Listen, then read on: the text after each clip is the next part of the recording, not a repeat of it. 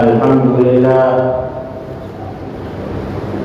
Alhamdulillahil azim jalla jalaluhu wa ta'ala fi 'ula. Asyhadu an la ilaha illallah wahdahu la syarika lah, wa asyhadu anna Muhammadan 'abdullahi wa rasuluhu wa mustafa. Allahumma salli wa sallim ala sayyidina wa maulana wa habibina Muhammad abdika wa rasulika wa ala alihi wa ashabihi wa man tabi'ahum bi ihsanin ila yaumil liqa'ika ya arhamar rahimin wa alaina ma'hum wa bihim birahmatika ya arhamar rahimin. Amma ba'd, fa ya ibadallah, usikum wa nafsi bitaqwallah. Takwa yang kita selalu diingatkan untuk selalu meningkatkannya dan melaksanakannya, karena takwa adalah paling bagusnya sesuatu yang kita bawa dari dunia untuk pertemuan kita kelak di akhirat dengan Allah Subhanahu wa ta'ala. Wa tazawwadu fa inna khairaz zadi taqwa. Begitulah firman Allah Subhanahu wa ta'ala. Takwa kita kepada Allah Subhanahu wa ta'ala dengan menjaga sunnah dan aturan Nabi Muhammad sallallahu alaihi wa alihi wasallam yang telah diajarkan kepada sahabat dan telah dipraktekkan oleh para sahabat dengan sebagus-bagusnya praktek. Sebagaimana yang sudah terjadi di bulan Safar di tahun 4 atau tahun 3 Hijriah, terjadi sebuah peperangan yang namanya Ar-Raji, di mana Rasulullah sallallahu alaihi wasallam diminta oleh sebagian orang, sebagian suku Arab untuk mengutus beberapa sahabat mengajarkan agama kepada tempat tersebut. Akhirnya Rasulullah SAW mengutus 10 orang, di mana 7 orang atau 8 orang termasuk paling bagusnya para sahabat dan paling hebatnya sahabat dalam membaca Al-Quran dan mengertikan Al-Quran. Sebagian yang bernama Asim, ada yang bernama Zaid bin Dathina, ada yang bernama Khubayb bin Adi.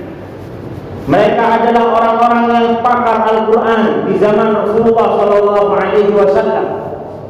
Rasulullah mengutus 10 orang ini. Ternyata di pertengahan jalan mereka ketika istirahat dihadang dan dikepung oleh orang-orang musyrik, orang-orang kafir ingin membunuhnya. Ketika mereka ada di atas, singkat cerita ada yang dibunuh. Salah satunya namanya Asim. Ada sebagian yang dipenjara atau yang ditahan dan dijual kepada orang-orang, yaitu adalah Zaid bin Dathina dan juga Khubayb bin Adi. Ketika dijual, ada orang yang ingin membunuh Khubayb karena ada dendam pribadi dulu. Dia membeli Khubayb bin Adi, terus dipenjara di rumahnya, ingin dibunuh Khubayb bin Adi. Padahal Khubayb bin Adi tidak punya permusuhan, tidak punya musuh Khubayb bin Adi, karena sahabat Nabi Muhammad SAW tidak pernah punya musuh kecuali yang dimusuhi oleh Allah Subhanahu wa ta'ala. Khubayb tahu kalau dia sudah mau dibunuh. Ketika itu Khubayb bin Adi ketika mau dibunuh, Khubayb bin Adi minta kepada tuan rumah, bolehkah saya minta 2 permintaan? Apa? Satu, izinkan saya untuk bersih-bersih karena saya mau menghadap Allah Subhanahu wa ta'ala. Diizinkan dia untuk mandi. Dan Khubayb bin Adi minta silet untuk membersihkan rambut-rambut atau bulu-bulu yang ada di wajahnya, karena dia akan menghadap kepada Allah Subhanahu wa ta'ala. Begitulah orang mukmin. Bagaimana kalau dia mau menghadap kepada Allah di salatnya? Ketika dia mau menghadap kepada Allah di hari Jumat terutama, kita dianjurkan untuk mandi sebelum sholat. Kita dianjurkan untuk memakai yang paling harum yang ada di rumah kita pakai untuk hari Jumat, karena kita mau menghadap kepada Allah Subhanahu wa Ta'ala. Disunahkan untuk mandi, disunahkan pakai harum-harum, disunahkan semua, karena pakai baju putih, karena kita ingin menghadap kepada Allah Subhanahu wa Ta'ala.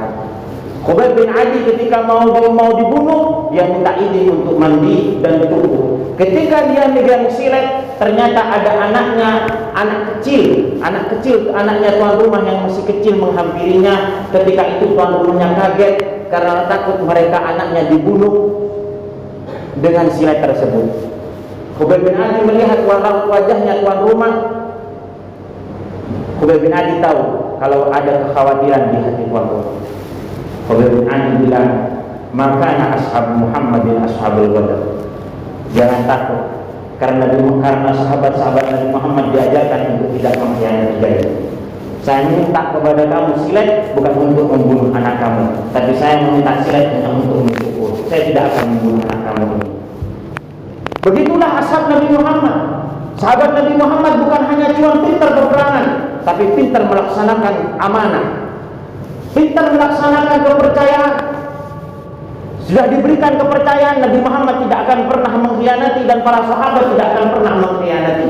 Begitulah sifatnya orang mukmin sebenarnya. Harus menjaga kepercayaan orang mukmin, harus menjaga saudaranya, harus menjaga kepercayaan tetangganya. Begitulah sifatnya orang-orang iman. Bahkan Rasulullah SAW sampai mengancam kalau ada di antara orang mukmin yang mempunyai sifat itu, yang mempunyai sifat pengkhianatan, maka dia bukan sebenarnya orang mukmin. Wa idza ahada ghadar. Begitulah sabda Rasulullah, salah satu sifat orang munafik, walaupun dia adalah orang mukmin tapi ada mempunyai sifat khianat, maka dia sebenarnya orang mukmin tapi bersifat munafik. Begitulah sahabat Rasulullah SAW melaksanakan janji dan kepercayaannya. Semoga kita diberikan untuk taufik dan hidayah mengikuti jejak Nabi Muhammad SAW dan melaksanakan amanah-amanah yang diberikan oleh Allah Subhanahu wa Ta'ala dan amanah yang diberikan oleh Nabi Muhammad SAW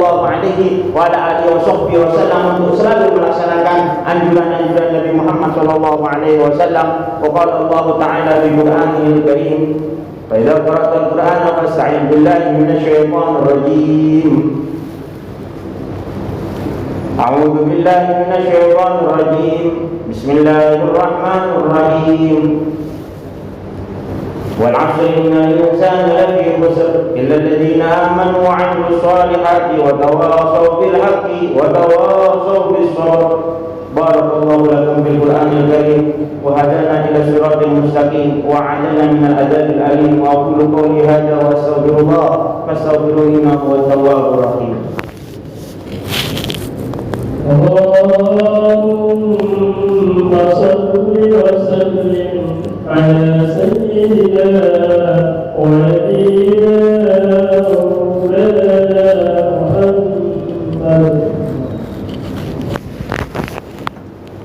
الحمد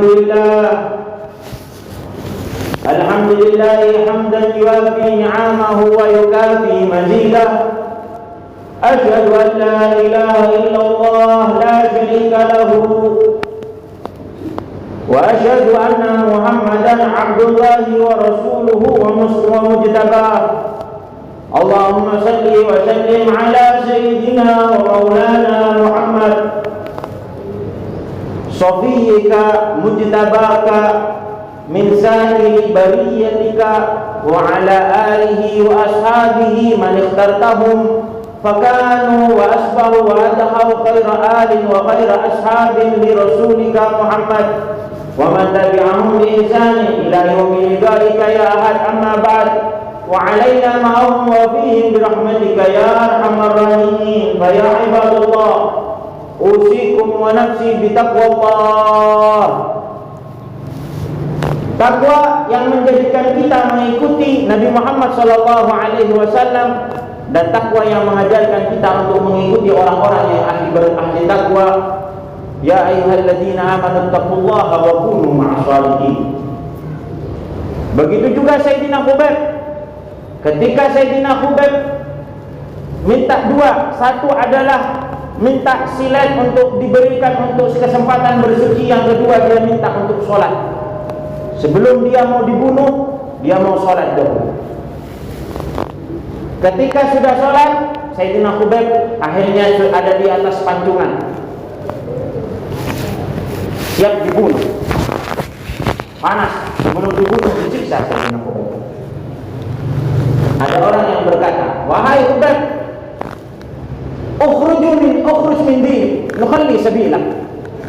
Wahai Khubayb, keluarlah dari agama Islam, maka aku akan membiarkan kamu, tidak akan menyiksa dan tidak akan membunuhmu. Sayyidina Khubayb tidak mau menjual agama dengan harta, tidak mau menjual kenikmatan akhirat dengan hanya sebatas kenikmatan dunia.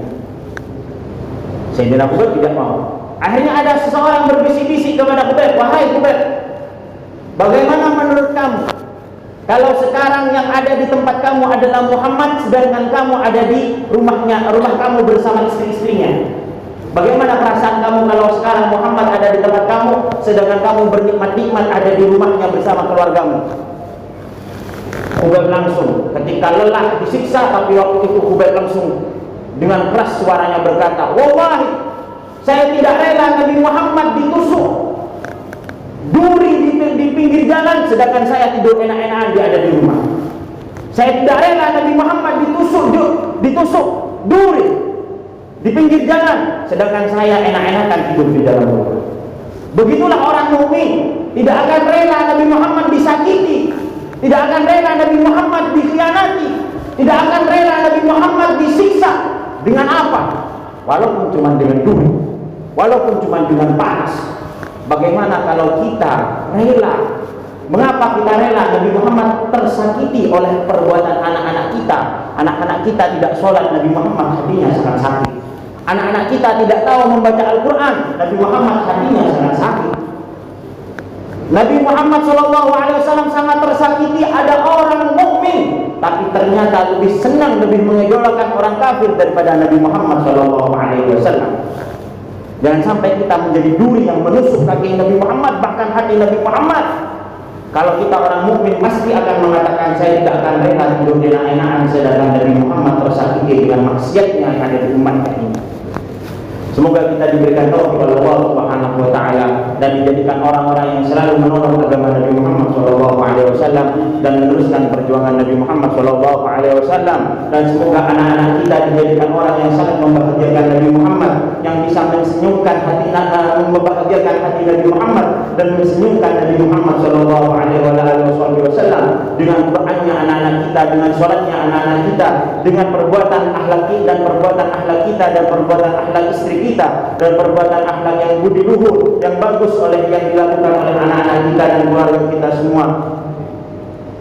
Qala Allah Ta'ala di Qur'anil Karim, Inna Allaha wa malaikatahu yusalluna 'alan nabi ya ayyuhalladzina amanu sallu 'alaihi wa sallimu taslima. Allahumma salli wa sallim ala sayyidina wa maulana Muhammad abdika wa rasulika wa ala alihi al-anbiya wa tabi'ina lahum bi ihsan ila yaumil qiyamah. Allahumma ja'alna mimman min khawasi tabi'in ya rabbana ya khalifana. Allahumma arzuqna kamalan mutaba'atihi fi jami'i ahwalina wa aqwalina. Allahumma inna nas'aluka ya rabbal alamin anta an tuballigh 'anna as-salama wa khairas salami wa khairas salati fi qabri 'anna fi hadzal maqam hatta yafragha qalbu sayyidina Muhammad hatta yashuru bihi fuadu sayyidina Muhammad ya rabbana ya ilahana. Allahumma tub 'alaina taubatan nasuha. Allahumma tub 'alaina taubatan la nanqasu ba'daha abada.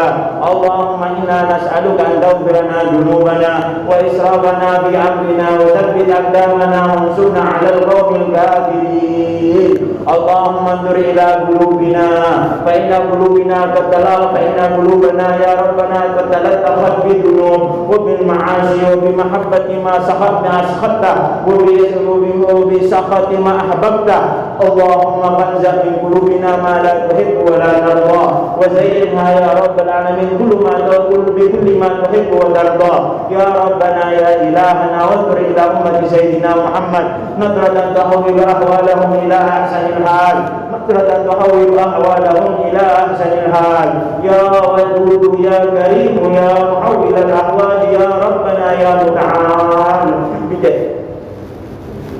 بجاه سيدنا محمد صاحب النور المتلال اللهم يا ربنا يا إلهنا قد نزل في هذه الساعة إلى أكثر من كان في الأرض بمعاصيهم وبذنوبهم البلايا والمصائب والأمراض اللهم يا ربنا لا رفيع إلا أنت ولا كاشف إلا أنت ولا غافر إلا أنت ولا منور الظلمات إلا أنت اللهم يا ربنا اغفر لنا ظلماتنا اللهم اغفر لنا سيئاتنا وكفر عنا يا ربنا خطايانا وادفع عنا البلايا والمصائب والأسقام والأمراض يا رب العالمين يا الله برحمتك يا أرحم الراحمين وصلى الله على سيدنا محمد وعلى آله وصحبه وسلم والحمد لله رب العالمين فيا عباد الله إن الله يأمر بالصلاة وينهى عن الصلاة إن الله يأمر بالعدل والإحسان وإيتاء ذي القربى وينهى عن الفحشاء والمنكر والبغي يعظكم لعلكم تذكرون فاذكروا الله يذكركم واشكروه على نعمه يزدكم واستغفروه إنه هو التواب